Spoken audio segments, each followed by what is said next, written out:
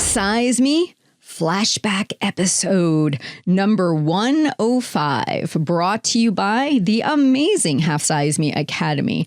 To join us, please go to halfsizeme.com/join. Hey guys, I have a really awesome flashback episode for you. I actually still follow this person. This is Martha from Simple Nourished Living. She is a food blogger and she has lost weight for herself. And she is blogging all kinds of Weight Watchers, low-calorie recipes, tips and hints over at her website right now called Simple Nourished Living. I really enjoy her content. And like I said, she's still around now, which is fantastic because this was recorded back in 2014. So if you are somebody who's always looking for healthy, low-calorie recipes, you can check her out and get to hear her story that led to her releasing her website. All right, without any further ado, let's take a step back in time to episode 105. You have a great week, and I'll talk to you soon. All right, ladies and gentlemen, I have a wonderful treat for you today. I have Martha from simplenourished.living.com. Martha, would you like to say hello to everybody? Hi, everyone. And we were just talking about the fact that this is your first interview regarding your blog and all of your amazing achievements. And I've been excited about the idea of having you on the show. So thank you so much for joining me today. It's just a pleasure to be here. Thank you for having me. Absolutely. Now, I have had a chance to check you out, and I know that, dealing with weight issues has been something that you've dealt with quite a bit in your life. So would you kind of take us back in time to when your weight actually did become an issue for you? My weight became an issue for me pretty early in life. I would say by the time I was 10 years old, I was overweight, chubby. My dad liked to call me his husky girl, which I'm still not completely recovered from, I think. And I went on my first diet when I was 13 and spent a summer subsisting on cottage cheese and fruit and vegetables and lost weight. And from there, I just continued to struggle with body image and yo-yo dieted my way through my, teens and 20s, really, where I was just always in a constant struggle, carrying usually 30 to 40 pounds more than I felt I needed. Okay, yeah, and that seems kind of to be the typical, situation. A lot of the girls, when they finally realize that they have a weight issue, then they start on the yo-yo diet cycle. And I think we've all heard them, right? There's been the tomato diet, the cabbage soup diet. You were on the cottage cheese diet. Everyone tries these different things, right? And we end up digging ourselves into a hole because we slow down our metabolism. We ultimately create such a negative relationship with the idea of losing weight because we've probably starved ourselves and we were miserable in the process. And I know that held me back from wanting to really focus on weight loss for a long time. So where in all of this did you kind of decide to go in a different direction? Because obviously you've gotten to a much healthier place. Yeah, well, I think the first big revelation for me was in my late 20s when I discovered Weight Watchers. And it was just a situation where I had come home from, I was newly married, living in California, isolated from family and friends and doing work that I didn't particularly love. And I happened to come home for the holidays, met up with an old friend I hadn't seen for a while who had also been heavy, who had lost a lot of weight. And I asked her, what she had done, and she told me Weight Watchers. And so shortly after the holidays, as soon as I got back to California, I made it my way to Weight Watchers and for the first time really learned a lot about healthy eating and portion control. I suddenly discovered my first morning on Weight Watchers where part of my problem was when I started measuring out my cup of cereal and 6 ounces of orange juice, because I suddenly realized that I was a bulk eater. And so I lost 28 pounds on Weight Watchers and became a lifetime member and felt really good about myself for quite a while having done that. But unfortunately, I was still a little bit caught up in the diet mentality at that point. So it took me a few years after that, and actually I feel as though the real revelation came for me, I would say about 6 years ago when I discovered Brian Wanson's book, which was called Mindless Eating. Have you heard of it? Are you familiar with it? I'm familiar with the Mindless Eating, but I don't know if I've necessarily read that book. So go ahead and share with us. Yeah, Brian is basically a longtime professor at Cornell who has for decades been doing experiments on people without them realizing it. And he's become aware of the fact that it's really our environment that is a huge contributor to our overeating and the fact that we tend to eat a lot more than we realize. And reading that book was really a turning point for me, because I started to realize that it wasn't really me that was broken, that as human beings, based on survival and for generations of evolution, we really are designed to, when we see food, when we're exposed to food, to eat it and to want it, and to sometimes overeat based on our environment. And so at that point, I suddenly realized that I wasn't broken, that my environment was broken. I learned a lot of really fun tips from reading his book. And at that point, I was really able to, I think, really calm down around the whole thing and make some fun changes. I changed up my dishes. I eat out of smaller bowls and plates. I made it a game, whereby his contention is that if we cut back what we're eating 15 or 20%, we don't really feel like we're depriving ourselves, and we can slowly, steadily, gradually lose weight in a way that really feels kind of easy and effortless. And I really have embraced that approach, along with the fact that I've always had a real interest in eating healthy. So I kind of combined those two things, and I've reached a place where I feel, for the first time in a long time, where I'm in charge. And for lots and lots of years, I felt like food kind of controlled me. And I just don't feel that way anymore. I feel like I've become sort of naturally thin, slim, naturally healthy, in a way that I used to admire in a lot of, old friends and colleagues that I knew through the years. That's wonderful. And that gives so many people so much inspiration, because honestly, when you've dealt with food as a focal point for a long time, I think the dream of everybody that's ever been in those shoes is to one day get to that place of complete peace and contentment with what you're doing, feeling completely in control of you. And it's wonderful to hear that you've transitioned into that. And I noticed on your blog, you had mentioned that you actually were below your Weight Watchers goal weight. Is that because of all these things that you've implemented? It is, and I think a part of it is the self-acceptance, part of it. I mean, I'm also a long-time yoga practitioner. I've been practicing yoga for about 15 years now, and I started yoga because of real severe back pain and sciatica. The yoga helped my back pain a lot, but I think there were lots of other benefits that I received, and some of those included just kind of slowing down, becoming more aware, and that allowed me to sort of make better decisions. Too. So the yoga has really been an important aspect, I think, of helping me pull it all together and be sort of calm and content with myself in a way that, for decades I wasn't. I agree. I've actually just recently started getting into yoga for myself, and I have actually found that I feel so much better the mornings I do practice. And it's just, it's like you said, it's just a more calm, internal calm. And right. When you're exposed to 3 young kids all day, any place you can get a little bit of calm, you're going to grab it, But, I really do notice the difference. And it does even help when I'm around food. I just feel more generally relaxed inside. Do you find that as well? Absolutely. Absolutely. I just feel more relaxed around food. And for somebody, like I said, who felt controlled by food for decades, it's still kind of amazing to me. Well, now let's talk a little bit about your love of cooking, because your blog, simplenourished.living.com, your primary focus is on cooking. You have some other aspects on there as well. So when in your life did you discover that you had this love of cooking, and was there somebody close to you? Because usually most people gain that love of cooking from somebody that they had a close relationship with. So who was that for you? That's my mom. My mom is a total food person. And I think that from her, I gained a real love of food and of cooking. And so I was exposed to the kitchen and to cooking and to helping out from the time I was young, and just really enjoy the whole process. Had you always wanted to do something like create a blog where you would share your recipes, or was this something that you found you transitioned into because you wanted to share more of the health aspects? Yeah, this is something that just happened later with me. My brother actually has a background in web design and websites, and he was the one who opened me up to the possibility of starting the blog, and has been integral in the technical side of helping me, because it was something that I had never really aspired to. I mean, there was a time when I thought I wanted to be considered, going to cooking school and things like that, but decided that it's just such a physically demanding job as a profession that I preferred to just keep it more of an avocation.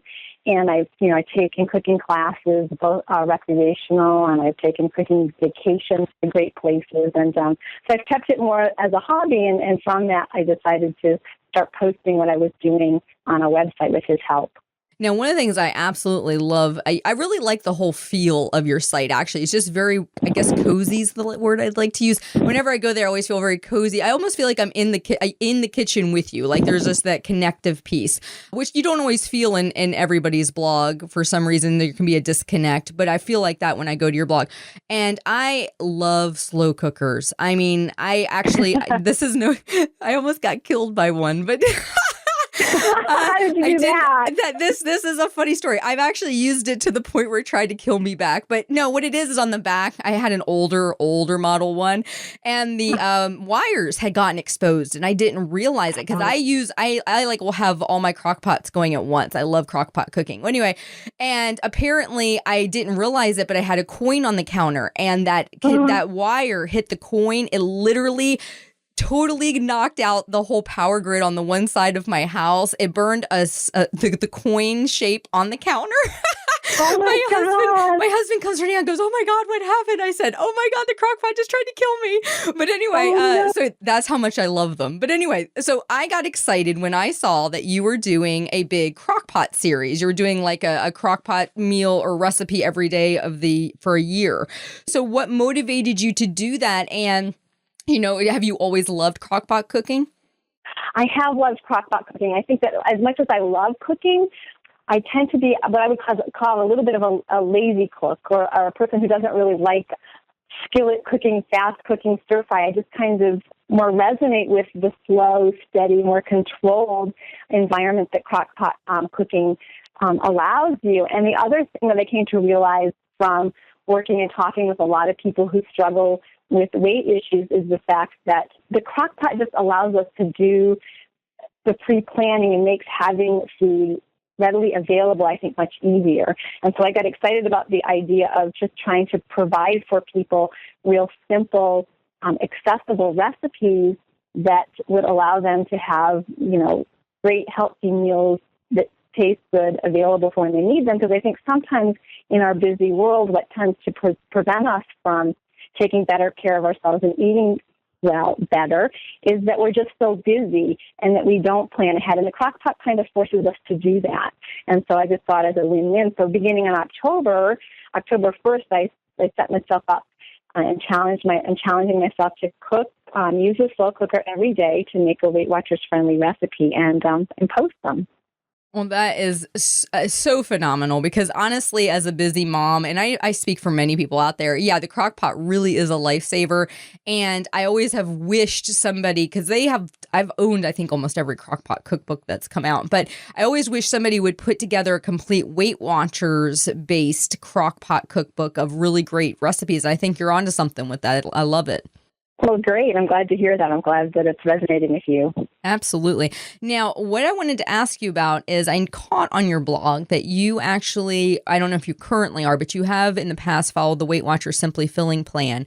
I wanted to know how that's been working out for you and if you are currently doing it, if you still enjoy it, and why did you tend to go that direction versus the Points Plus?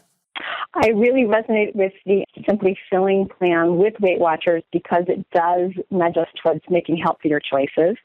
And again, I think it goes back to the fact that I talked about a little bit about the fact that I'm lazy, and I found over time it a real challenge to keep up with the tracking of the points and the calculating. And so I really loved being able to eat when I was hungry, make the choice with the power foods, and put together meals that allowed me to eat essentially until I was satisfied without having to be as regimented with the tracking. And so it's really worked well for me.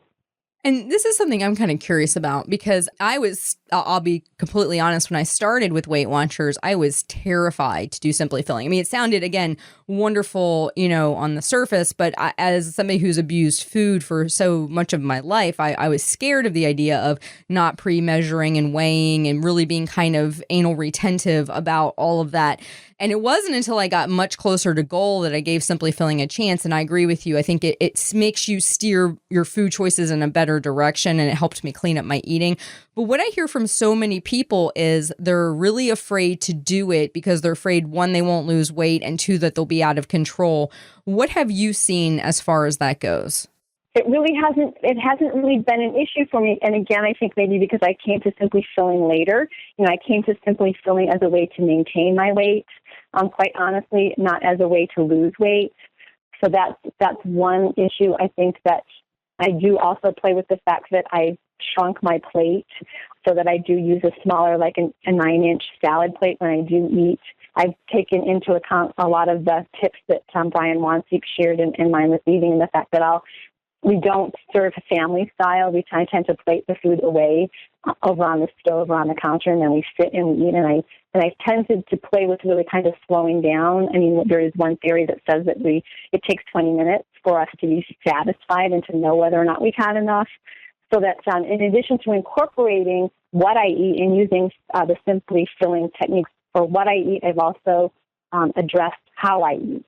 In that we have a lot of things that I do around that, the fact that I tend to make sure that I'm only eating when I'm sitting down, that I always portion my food out, that I wait 20 minutes after eating that first portion to make sure that I am satisfied. And often I find, I've found on several occasions where I'll be sort of on the cusp, and I'll be having dinner with my husband, and I will have finished my plate, and he'll be going for a little more, and I'll say, do you want more? And I'll say, I'm just going to sit here and wait a few minutes.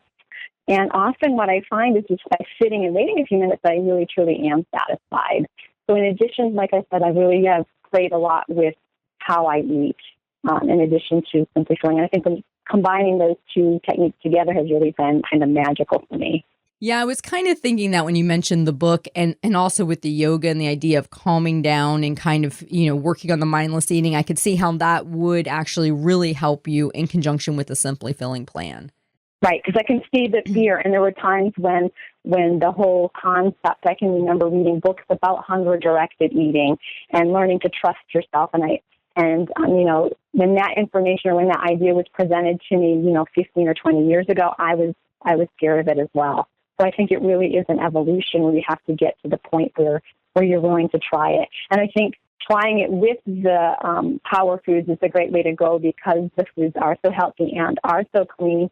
We really don't tend to gorge on, grilled chicken and broccoli and brown rice the way we might on, pizza and French fries. So there is kind of a stopgap safety measure, I think, with the Simply Filling technique that prevents us from getting too far astray.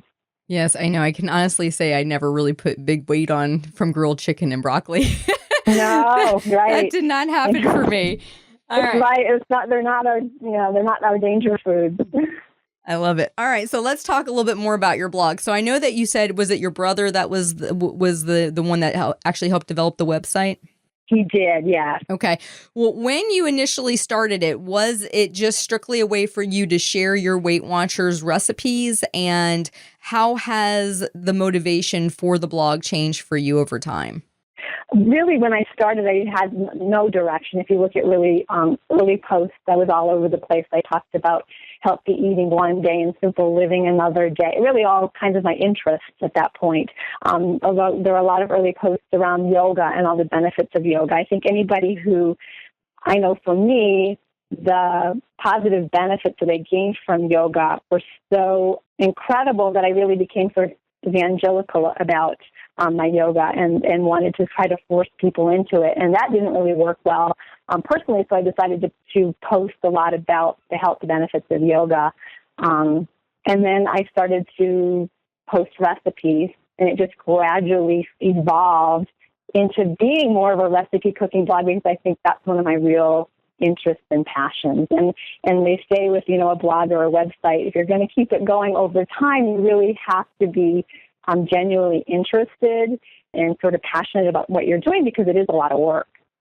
And what kind of feedback do you find you get from your followers as far as how are you affecting them day to day with what you're putting out there? Yeah, it's really amazing to get that positive feedback. In fact, I had a comment just this morning that really warmed my heart, and it was from a Weight Watchers member, and she said that she had been a Weight Watchers member for about 3 years and had been lifetime for 2, and was recently really struggling with keeping the weight off, was gradually starting to put the weight back on. And she knew that it was because she was not tracking and she was tired of tracking. And she had read a post that I had written about why I loved the Simply Filling technique. And she explained to me that for the first time, she really kind of understood Simply Filling in a way that she hadn't before. And so that really warms my heart. Whenever I know that I'm sort of helping people understand or make their life easier or realize that healthy cooking doesn't have to be onerous and can really taste good, it makes me all warm inside. Oh, it's awesome. And really it's funny, you start out usually from a place of this is what I want to share with the world. And then you start getting this feedback. And over time, I think we start tweaking and we start seeing who our followers are more clearly. And so it kind of helps mesh the two worlds together between maybe where we started and what we end up doing years down the road. Because I know my podcast has changed ultimately due to the listener feedback I've gotten. And I'm sure your blog, like you said, over time has morphed due to feedback you've gotten from your followers. Yeah, absolutely. All right, so let me ask you this, because you've got lots of wonderful recipes, and I also like the fact that you have things like desserts on there, which I love desserts. You really promote different types of foods, which I think is great, because sometimes you'll go to a blog and it's more geared in just one direction, and I like the fact you cover so much. What would you say your top 5 favorite recipes that are on your blog that you make with great regularity? Well, I'm a big fan of the crock pot oatmeal. And you can just season it so many different ways. And what I tend to do, my husband is not an oatmeal eater at all, but what I can do is just make a batch of oatmeal and season it up with apples one time or with some pumpkin another time. Where I've actually got a recipe I want to try right now with eggnog. And so that I can make up a big batch of eggnog, oatmeal, and then portion it out and have it ready for the mornings all week where I can just microwave it and have my breakfast ready to go. So I'm a big fan of those. One of my favorite recipes since I started really focusing on crock pot cooking was there's a recipe on there for a crock pot artichoke chicken, and that includes diced tomatoes, and it calls for a can of artichoke hearts chopped up and some Greek olives and just a little bit of dry seasoning. And I made that one Sunday, and it just happened that my husband's daughter and her husband and their 2.5-year-old son showed up, and it was great to have all this food just ready because I was able to sort of throw together an impromptu dinner, and they all loved it. And they talked about how it was just delicious. And even the 2.5-year-old, while he didn't want all the other things, he really loved the chicken. And so that's become a favorite that I've made a couple of times since then. And then I would say that the other category, I'm a real soup fan, especially at this time of year. We eat a lot of soup for both lunch and dinner. So there are lots of favorite soups. Oh, I know. My kids crack me up. They'll go, "Mom, we're having soup again." And I said, because soup and salad are like my 2 favorite things. But I always tell them, soup is a complete meal in a bowl, kids. I'm like, you got your protein, you got your vegetables, you got your complex carbohydrate. I said, you don't need anything else, because they're like, what, and grilled cheese and all this other stuff. Right. And I'm like, no. Everything you need is in one container. And I only have to wash one container. It's wonderful. So yeah, absolutely. Soup is wonderful. And I have noticed that you've been having a lot of wonderful soup and some different chili recipes even that looked really awesome. So I'm excited to try those. And soup is perfect this time of year. It really is. And like you said, it's a one bowl, one dish meal. So it's great for cooking. It's great from a health standpoint because you're getting all of your major food groups. And it's great from a cleanup standpoint because you've got one pot and a few bowls to clean. Absolutely. Now, I wanted to ask you your opinion on, for people who are maybe just starting out and they're trying to start the healthy lifestyle. They have weight that they need to lose or want to lose, and they're just kind of overwhelmed at the beginning of their journey. They don't really know what to make, how to get started. They're just, sometimes you can feel very overwhelmed at the beginning because you're trying to take in all the information about following a program. You maybe feel like you should be implementing exercise. You're battling the idea of going out to eat, and just some basic get started type tips for somebody who wants to transition into more healthier cooking to make it work for their family and to move forward on their weight loss journey? What would you offer them? Well, I would say, first of all, you got to just take it from my own experience. The only thing that's ever worked for me for the whenever I tried to throw myself into just a plan and change my life based on the latest book I read or the latest diet, it was always a miserable failure. And I think what we have to recognize is that change is difficult, that we can't change overnight, and that the best thing, the most comforting thing that we can do for ourselves and the most kind thing is to really take it slowly and to be patient with ourselves and not try to change it. And I know we're always anxious to get to the end line, but it really slow and steady. But I've found over time it's really slow and steady that's going to win the race, and that you have to change slowly, gradually. And I would say choose something that doesn't seem overwhelming. Start by setting yourself up for success. I think a huge thing, I really believe that it's easier to change your environment than it is to immediately change, your mind and your thoughts. And so setting your environment up for success, I think, is huge. I think we all know what our trigger foods are, what our problem foods are. As humans, I think we tend to do what's easy. So I think it's a real key to figure out ways to make cooking easier, to have the healthy foods really front and center. So I would say make sure that your trigger foods, that your danger foods, if they are even in your house, are really sort of tucked away and hard to get to. Because we're going to do, if it's front and center, when we have that moment of stress, when we come through the door after a long day and we're hungry, we're going to grab whatever's quick and easy. So I know for me, sort of the pre-planning on the weekend is key, making sure that, I've got fruit in a bowl on the counter. And really, if you look at my kitchen, the only thing that you ever see is really a bowl of fruit. Everything else is kind of tucked away, out of sight, out of mind. And then front and center, make sure you have the baby carrots and you have the bags of lettuce that are all washed and ready to go. And hopefully that you've found an easy crock pot, like a soup or something that you can make on a Sunday and then pre-portion out or just have ready to go.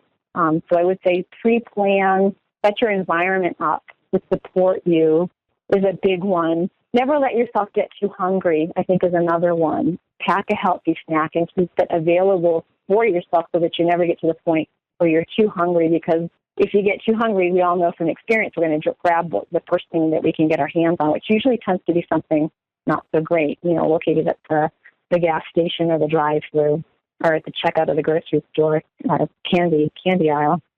And again, I just keep harping on the fact that it's really important, I think, to be kind and take it slow and take it steady and just choose, one thing at a time, one healthy habit. I know for me, water, I live in Arizona where it's really, really dry. And so for me, it's a habit to just wake up first thing in the morning and make sure that I drink a couple of really big glasses of water, and I can feel myself just perk up like a wilted plant before I even move to coffee or tea. So if you're having trouble, water can just be a huge friend. I think if we think we're hungry, oftentimes we may be thirsty. And so drinking that water as a first pass before you sit down and start eating something can be very beneficial too.